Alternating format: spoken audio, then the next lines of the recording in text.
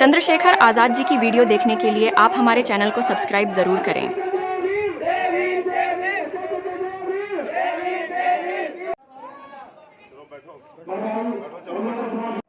धन्यवाद कि वो काफी देर से यहाँ इंतजार कर रहे हैं,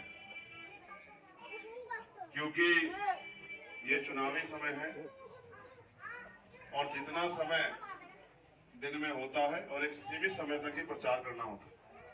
हम लोग संविधान को मानने वाले लोग हैं, तो संविधान के अनुसार ही जो हमारी जिम्मेदारियां उनको पूरा करते हैं, तो फिर भी ये प्रयास कर रहे हैं कि सभी जगह पर पहुंचा जाए। आप और मैं जानते हैं कि इस देश में आजादी से पहले जिनको सम्मान से जीने का अधिकार नहीं था, जिनको सुख सुविधा प्राप्त करने का अधिकार नहीं था, जिनको कुर्सी में बैठने का, तरक्की करने का अधिकार नहीं था, उनको भी बाबा साहब अम्बेडकर ने संविधान के जरिए बराबरी का अधिकार इस देश में दिलाने का काम किया। राजतंत्र में तो रानी का बेटा ही राजा बनता था, रानी के पेट से ही राजा जन्म लेता था, लेकिन बाबा साहब अम्बेडकर ने अपने संघर्ष से, अपने ज्ञान से, अपने अनुभव से ये बल पैदा किया कि जो भी व्यक्ति काम करेगा, जो बालिग होगा, वोट का अधिकार रखता होगा, वो चाहे गरीब से गरीब परिवार का हो, वो भी राजनीतिक व्यवस्था के जरिए कुर्सी पर बैठ के अपने लोगों का भला कर सकता है। मैं आपको याद दिलाना चाहूंगा, तमाम दलों के होते भी किसी ने हमारी समस्या के लिए कोई लड़ाई नहीं लड़ी, किसी के एजेंडे में हमारी लड़ाई नहीं थी, तो बाबा साहब अम्बेडकर को ये लड़ाई लड़नी पड़ी। बाबा साहब अम्बेडकर ने पार्टी बनाई और ये लड़ाई लड़नी शुरू की, और एक ऐसा समय आया कि बड़े पैमाने पे बाबा साहब अम्बेडकर का आंदोलन सफल होने लगा। जब बाबा साहब अम्बेडकर का आंदोलन सफल होने लगा, तो जो दुश्मन तेज था, लंबे समय से राजकाज कर रहा था, उसने षड्यंत्र किया कि भाई इन लोगों के पास वोट तो है लेकिन नोट नहीं है, हम इनकी वोट को नोट से खरीद लेंगे। उसने नोट से वोट को खरीदना शुरू किया।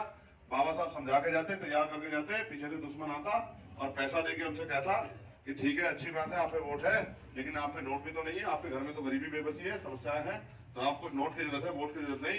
समाज इतना जागरूक नहीं था, वोट की अहमियत नहीं समझता था, उसने नोट पे वोट को बेचना शुरू कर दिया और बाबा साहब अपने आंदोलन में सफल नहीं हो पाए, जो करना चाहते थे नहीं कर पाए। बाबा साहब के जाने के बाद उनका कारवां थम गया। फिर माननीय काशीराम साहब ने इस कारवां को आगे बढ़ाने के बारे में काम किया। अपनी क्लास 1 की नौकरी को छोड़ दिया, समाज के बीच में निकल गए, भूखे प्यासे रह के साइकिल से और तमाम छोटे छोटे साधनों से समाज को समझाने का काम किया। जब मान्यवर काशीराम समाज को समझाने निकले, तो तब उस समय हमारा समाज बाबू जगजीवन राम के नेतृत्व में कांग्रेस पार्टी को वोट करने लगा था। तो जब मान्यवर काशीराम साहब समझाने जाते, तो समाज उनसे कहता कि भाई हम तो कांग्रेस पार्टी के जरिए आगे बढ़ रहे हैं, कांग्रेस पार्टी के राज में हमें बढ़िया रोटी कपड़ा मकान मिलने लगा है, हमें आपकी जरूरत नहीं है। लेकिन जब बाबा साहब की बात को काशीराम साहब ने धीरे धीरे करके समझाया, तो समाज को समझ आया कि ये वोट का अधिकार तो खुद के राजा बनने के लिए है, किसी के पीछे लग्गू बनने के लिए नहीं। तो मान्यवर काशीराम की बात को समाज ने मान लिया। जब मान्यवर काशीराम की साहब की बात को समाज ने माना, तो समाज में बल पैदा हुआ और लंबे समय तक उस आंदोलन के जरिए इस समाज को छांव, फल और संरक्षण मिला। लेकिन 2006 में उनके जाने के बाद वो आंदोलन भी धीमा पड़ गया। तो अगर समाज की समस्या हल हो जाती तो फिर कोई दिक्कत नहीं थी, लेकिन अगर समाज आज भी परेशानियों में है, आज भी हमारे घरों में गरीबी है, आज भी हमारे बच्चे बेरोजगार हैं, आज भी हम पे अच्छे मकान नहीं है, आज भी हमारे यहाँ सुख सुविधाएं नहीं है, तो फिर हमें अपने जीवन को अच्छा बनाने के लिए उन्हें ताकत बनाने की जरूरत है। आज इसी कड़ी में 2013 से लेके और 2024 आ गया है। पिछले 11 साल से माननीय काशीराम साहब को आदर्श मान के पहले हमने सामाजिक काम किया और अब राजनीतिक काम भी हम कर रहे हैं। और इस बार आपके यहाँ लोकसभा चुनाव में प्रत्याशी के रूप में, क्योंकि बाबा साहब ने जब ये कहा था कि रानी का बेटा राजा नहीं बनेगा, तो कोई गरीब का बेटा भी, प्राइमरी स्कूल के मास्टर का बेटा भी आगे बढ़ के समाज को तैयार करके, बहुजन समाज में भाईचारा तैयार करके वो भी आगे बढ़ सकता है। उसी संकल्प को लेके आज हम लोग मैदान में हैं। और माननीय काशीराम साहब ने जिस तरह समझाया था कि भाई वोट हमारा, राज तुम्हारा, नहीं चलेगा नहीं चलेगा, यही बात समझाने के लिए मैं आपके बीच आया हूँ कि आज जिस तरह से पहले आरक्षण के आधार पर नौकरियां मिलती थी, अब तो सारे सरकारी डिपार्टमेंट ही प्राइवेट हो गए हैं। आने वाले कल में पढ़े लिखे बच्चों को कोई सरकारी नौकरियां नहीं मिलेगी। आज तो महंगाई हमारे जेब काटने काम कर रही है। 350 का सिलेंडर 1150 रुपए का मिलता है, 150 रुपए का आने वाला बिजली का बिल 600-700 रुपए का आता है, 20 रुपए की जाने वाली दवाई आज 100 रुपए की आती है, 40-45 रुपए का पेट्रोल, 100 रुपए का आता है। और तो और जो खाद्य तेल 60-65 रुपए का आता था अभी 5-7 साल पहले, अब वो 200 रुपए के लगभग हो गया। और प्रैक्टिकल करना है तो आपके यहाँ कस्बा कौन सा नजदीकी बताओ? कोतवाली। तो पहले आज आप यहाँ से कोतवाली जाते हो कितना पैसा लगता है? 15 रुपए। अब से 5 साल पहले कितने पैसे लगते थे? 2 रुपए। तो आप देखो कि महंगाई कितनी बढ़ गई है और आपकी आमदनी कितनी बढ़ी है। हम इस देश में, क्योंकि सब लोग तो नौकरी नहीं कर पाए, बहुत कम परिवारों को नौकरी मिली और नौकरियां 2% है। उसके बाद प्राइवेट सेक्टर है, तो प्राइवेट सेक्टर जिनका है उसमें हमारे लोग है ही नहीं, दलित पिछड़े वर्ग के लोग, मुस्लिम समाज के लोग। तो प्राइवेट सेक्टर में भी हम लोग ज्यादा नहीं है, फिर जमीनें भी हम पे ज्यादा नहीं है, उद्योग धंधे भी हम पे ज्यादा नहीं, तो हमें मेहनत मजदूरी करके अपने परिवार को चलाना पड़ता है। आज आप महसूस करो, जो कम पढ़े लिखे लोग हैं मेहनत मजदूरी करते हैं, लेकिन आने वाले कल में अब तो वोट के आधार पर हम इस देश में होने वाली जुर्म जाति खत्म कर सकते हैं अपनी सारी समस्या को। क्योंकि ये मैं नहीं कह रहा हूँ, ये बाबा साहब अम्बेडकर कहते हैं कि political power is the master की, राजनीतिक सत्ता वो चाबी है जो आपकी सारी समस्या को हल कर सकती है। अगर आप वास्तविकता में हल चाहते हैं तो फिर इस लड़ाई को लड़ने का मौका अपने भाई चंद्रशेखर आजाद को दो, जिसने लंबे समय तक, मेरे नौजवान भाई जानते हैं क्योंकि आज सोशल मीडिया का दौर है, मैंने लंबे समय तक समाज की निस्वार्थ भाव से सेवा की और आज भी इसी सेवा के माध्यम से इस लड़ाई को लड़ने निकला हूं। अभी तक तो सड़कों पे लड़ रहा था, सड़कों से मुझे समझ आया कि कानून तो सदन में बनते हैं, कानून लागू भी सदन ही कराता है, अपनी आवाज भी सदन में उठानी पड़ती है, तभी सरकार हमारे बारे में सोचती है। तो सड़कों से ज्यादा दिन काम चलने वाला नहीं। आप महसूस करो सदन में कितनी ताकत है। आपकी वोट से चुनाव नेता जब पार्लियामेंट में जाकर कहेगा कि मेरे क्षेत्र में आज भी गरीब लोग प्राइवेट हॉस्पिटल में तो इलाज नहीं करा पाते और सरकारी हॉस्पिटल में सुविधाएं नहीं है, तो हमारे क्षेत्र में एम्स जैसा हॉस्पिटल मिलना चाहिए, क्योंकि मेरे यहाँ के लोगों की भी, मेरे क्षेत्र के लोगों की भी जान की।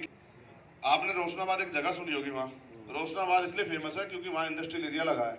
वहाँ कई सौ कंपनियां हैं, जिसमें हर कंपनी में 8-10 हजार बच्चे, बेटे और बेटियां और महिलाएं और पुरुष काम करते हैं, जो टेक्निकल और नॉन टेक्निकल दोनों हैं, बीटेक हैं, एमटेक हैं, पॉलिटेक्निक है, ITI है, और जो 10वीं 12वीं BA के हुए बच्चे हैं वो भी नौकरी करते हैं, 15-20 हजार रुपये कमाते हैं, अपने घर में कुछ तो हाथ जुटाते हैं।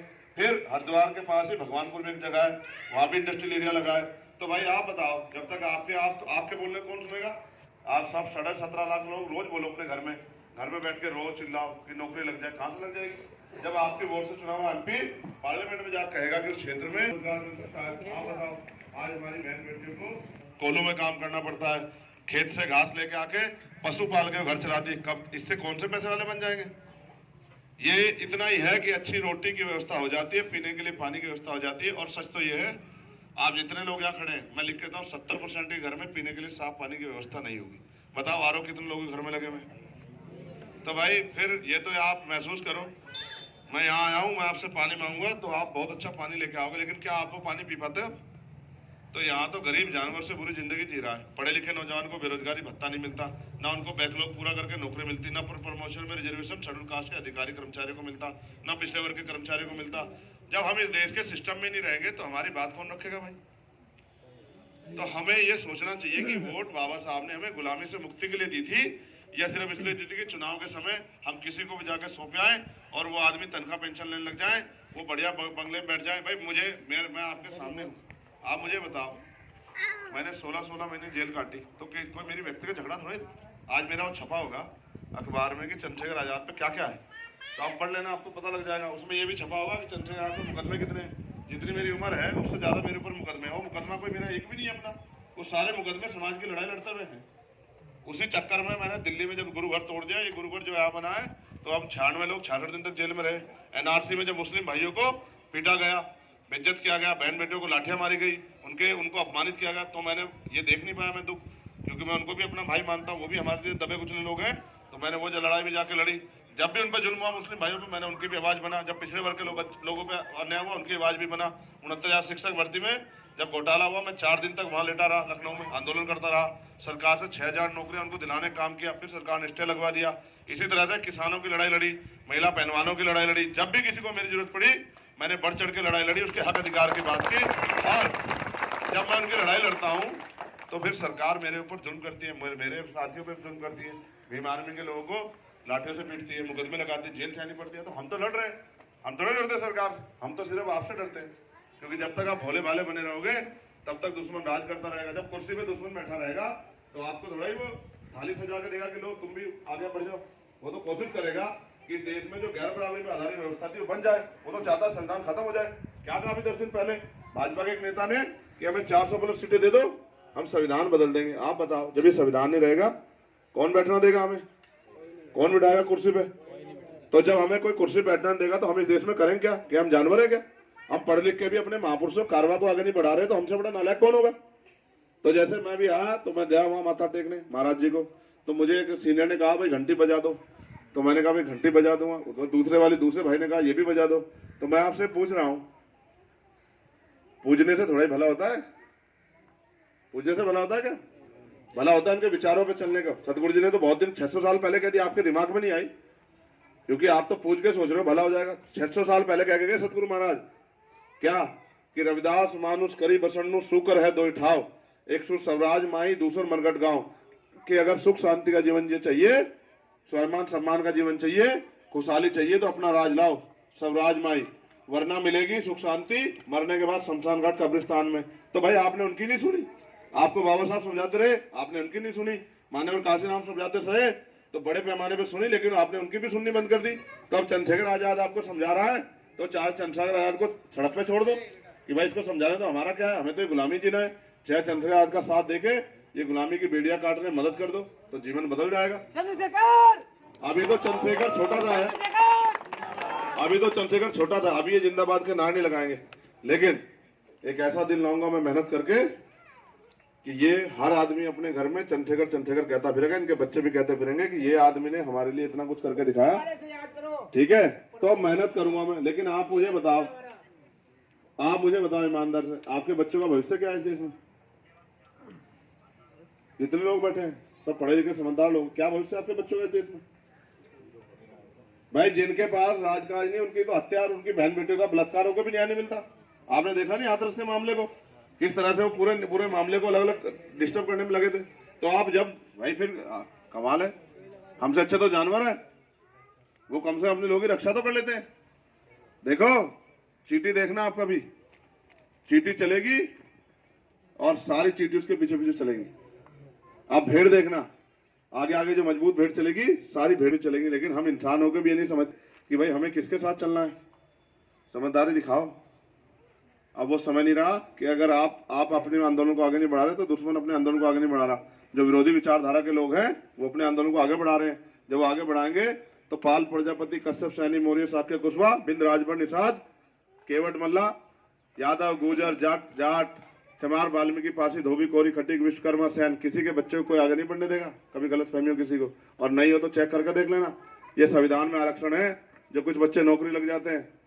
ये आरक्षण नहीं होता तो आपको दफ्तर में नहीं घुसने देता कोई। आप जाके देखो, आज पहले अधिकारी घूस मांगता है फिर करता है काम। आप पे कहाँ है पैसे देने के लिए घूस? पुरानी पेंशन देते हैं 500 रुपए। ये जो नौजवान है औरों को छोड़ो, ये कोई एक नौजवान बताओ 500 रुपए में बगैर कंपनी का जूता खरीदो कितने पैसे खाता है? कितने पैसे खाता है? 1500 2000 रुपए का। तो ये पुरानी पेंशन देते हैं विधवाओं को, विकलांग को, वृद्धा को, बुजुर्गों को 500 रुपए। 500 रुपए में आता कुछ? वो कहते हैं महीने भर घर चला दो, कहाँ चल जाएगा? ये मजाक उड़ाते हैं। 15 लाख करोड़ रुपए अडानी अंबानी के माफ करते हैं, लेकिन ये गरीबों का कुछ नहीं माफ करते। तो हम बस यही बता रहा हूँ भाई, जब तक आप मजबूत नेता नहीं बनाओगे आपको रिश्वत भी देनी पड़ेगी और आप जूते भी खाओगे। और जिस दिन आप मजबूत नेतृत्व खड़ा कर दोगे, ये अधिकारी कर्मचारी यहीं आके बैठा करेंगे दफ्तरों पे, दफ्तर लगा के कि बताओ भाई किस किस की पेंशन थी। मुझे चंद्रशेखर भाई का फोन आया था, उन्होंने कहा था उस गाँव में चला जाना वरना तेरा इलाज हो जाएगा। ठीक है, लेकिन ये कब? जब नेता भ्रष्टाचारी नहीं होगा, जब नेता की नीयत होगी कुछ काम करने की। तो मैं तो लड़ रहा हूँ, गोलियां भी खा रहा हूँ। अभी आपने देखा 4 गोली मेरे ऊपर चली, क्योंकि सीबीआई इनकम टैक्स से तो रोक नहीं पा रहे, मुकदमे जेल से तो रोक नहीं पा रहे, तो 4 गोली चली। फिर भी सतगुरु महाराज के आशीर्वाद से बच गया। लेकिन आप बताओ, आप मेरा साथ नहीं दोगे तो मैं क्या कितना आगे बढ़ जाऊंगा? भाई आप ही साथ, आपने तो बनाना पहले नेताओं को ताकत देके, ये अपने आप बन गए वो। ये तो लोकतंत्र है, आपके हाथ में है ताकत। जिसको आप ताकत दोगे ताकतवर हो जाएगा। आप देते हो ताकत उनको, पैसे वालों को, अब वो पैसे वाले जाके अपने घर में पड़ जाते हैं। उनको क्या पता गरीब की समस्या क्या है? जब बहन बेटी की शादी करनी पड़ती है कर्ज लेना पड़ता है, जब कोई बीमार हो जाता है तो कर्ज लेना पड़ता है। तो हम कब तक इस देश में ऐसे मरते रहेंगे? ठीक है, मैंने अपनी बात कह दी, मैं धन्यवाद करूंगा। पता लगा अब तक तो हम चंदे से चुनाव लड़ रहे थे, चंदा मांग मांग के कि भाई गांव में जाते तो मांगते थे, लेकिन अभी पता लगा कि भाई ऑनलाइन तो ले सकते हैं लेकिन ऑफलाइन नहीं ले सकते चंदा। तो ये भी सारी हमें तो ये भी मुसीबत होगी आज हमारा तो है। हाँ ये तो हमें बहुत बड़ा नुकसान हो गया। तो कोई बात नहीं, खैर तो अब आप ऑनलाइन ही कर देना चंदा, ठीक है।